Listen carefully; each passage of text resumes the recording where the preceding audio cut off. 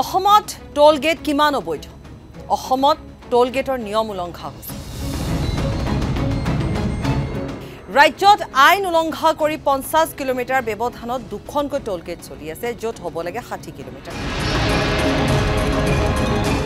ৰাজ্যত টোল গেটৰ নামত চলি অহা নিয়ম লোকসভাত এবাৰ উদঙালে খুদ শাসকীয় সাংসদ দিলীপ শইকীয়াই লোকসভাৰ অধ্যক্ষলে পত্ৰ লিখি অসমত টোল গেটৰ নামত চলি অহা অনিয়মৰ বিৰুদ্ধে খৰব হৈ পৰিল দৰং উদালগুৰি সমষ্টিৰ বিজেপি সাংসদগৰাকী 60 কিলোমিটাৰৰ বিপৰীতে 50 কিলোমিটাৰ দূৰত্বত গুৱাহাটীত সংযোগী ঘাইপথত দুখনকৈ টোল গেট আছে লোকসভাৰ অধ্যক্ষলে পত্ৰ লিখি টোল গেটৰ মাচুল হ্ৰাস কৰাৰ লগতে দুখন টোল গেটৰ মাজৰ দূৰত্ব 100 কিলোমিটাৰ কৰাৰ আহ্বান জনাইছে বিজেপি সাংসদগৰাকী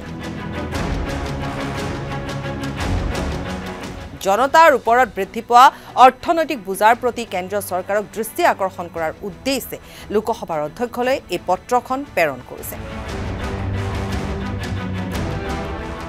আৰু ইতিমধ্যে এই পত্ৰখনত তেওঁ খুব সুন্দৰভাৱে গোটেই কথাখিনি উল্লেখ কৰিছে যে ইয়াত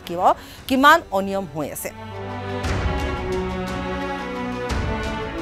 প্ৰতিখন টোল প্লাজাৰ মাজৰ দূৰত্ব সলনি কৰিবলৈ আহ্বান জনোৱা হৈছে সন্মানীয় অধ্যক্ষ মহোদয় এনে ধৰণে পত্ৰখন তেওঁ আৰম্ভ কৰিছে মই আপোনাৰ জৰিয়তে ৰাষ্ট্ৰীয় ঘাইপথৰ দেশৰ নাগৰিকৰ ওপৰত ক্ৰমাৎ বৃদ্ধি পোৱা অৰ্থনৈতিক বুজাৰ প্ৰতি কেন্দ্ৰীয় চৰকাৰৰ দৃষ্টি আকৰ্ষণ কৰিব বিচাৰিছো বৰ্তমান দেশৰ ৰাষ্ট্ৰীয় ঘাইপথত 983টা টোল প্লাজা চলি আছে ৰাষ্ট্ৰীয় ঘাইপথৰ ক্ষেত্ৰত মহাৰাষ্ট্ৰ আৰু উত্তৰ প্ৰদেশ শীৰ্ষত আছে বৰ্তমান এই টোল প্লাজাসমূহত চালকসকলে বৃহৎ পৰিমাণৰ টোল দিবলগীয়া হৈছে যাৰ বাবে দেশৰ সাধাৰণ নাগৰিকৰ ওপৰত আৰ্থিক বুজা বাঢ়িছে বছৰি টোলৰ হাৰ সংশোধন কৰা হৈছে যাৰ বাবে অত্যাৱশ্যকীয় সামগ্ৰী পৰিবহনৰ খৰচো বৃদ্ধি পাইছে আৰু সাধাৰণ নাগৰিকৰ ওপৰত অতিৰিক্ত বুজা জাপি দিয়া হৈছে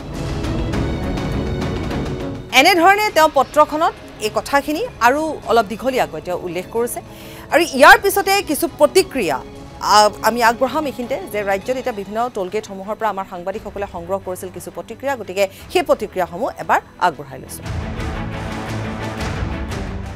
টুলগেট যে অসমত অবৈধভাৱে বহুকেইটা বনোৱা হৈছে এই কথাটো আমি সংশ্লিষ্ট ৰাষ্ট্ৰীয় ঘাইপথ প্ৰাধিকৰণক জনাই আহিছিলোঁ এতিয়া আপোনালোকে চাই ৰহা টুলগেটটোৱে পৌৰসভাৰ অন্তৰ্গত ভিতৰত হয় যিটো ৰাষ্ট্ৰীয় ঘাইপথ প্ৰাধিকৰণৰ নিজস্ব যি আইন আছে সেই আইনক তেখেতসকলে উলংঘা কৰিছে ৰহা আৰু ডবকাৰ মাজত সাংখাৰী আৰু সোণাপুৰৰ মাজত যি দূৰত্ব সেই দূৰত্ব 50 কিলোমিটাৰো কম সেয়েহে ৰাষ্ট্ৰীয় ঘাইপথ প্ৰাধিকৰণৰ এখন টুলগেটৰ পৰা আন এখন টুলগেটৰ দূৰত্ব যি নিয়ম অনুসৰি সেইটো 60 কিলোমিটাৰ হ'ব লাগে আৰু এতিয়া 100 কিলোমিটাৰ কৰিব লাগে বুলি দিলীপ শইকীয়া ডাঙৰীয়া সাংসদ তেখেতে জনাইছে এটো সঁচাকে আদৰণীয় কথা সমাব দিছে নেকি এটোটো ভাল কথা এটো আমি খুবেই ভাল পাওঁ আমি ড্ৰাইভাৰ বিলাকে নহয় সকলো ৰাইজে ভাল পায় এই কথাটো দিলীপ শইকীয়া ডাঙৰীয়া সতনজিতিৰ বিষয়ে আলোচনা কৰিলে অসমৰ টোলগেটসমূহৰ বিষয়ে যে গুৱাহাটীৰ ৰাজপথত দুখনকৈ টোলগেট অৱস্থিত আছে এই টোলগেটৰ ব্যৱধান 60 কিলোমিটাৰো নহয় 60 কিলোমিটাৰ নহয় কাৰণ সেইকাৰণে আমি দীৰ্ঘদিন জনাই আছিলো যে সোণাপুৰৰ টোলগেটৰ পৰা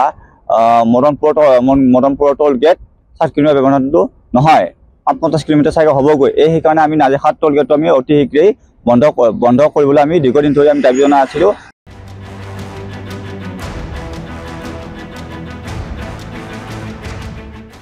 আৰু এনে ধৰণে এতিয়া এই সমগ্ৰ বিষয়টোলৈ এক প্ৰকাৰ প্ৰতিক্ৰিয়াৰো সৃষ্টি হৈছে বহুতে প্ৰশংসাও কৰিছে সাংসদগৰাকীৰ এই ভূমিকাক এই পদক্ষেপক প্ৰশংসাও কৰিছে কিন্তু গুৰুত্বপূৰ্ণ কথাটো হ'ব যে তেওঁ পত্ৰখনক কিমান গুৰুত্ব সহকাৰে লোৱা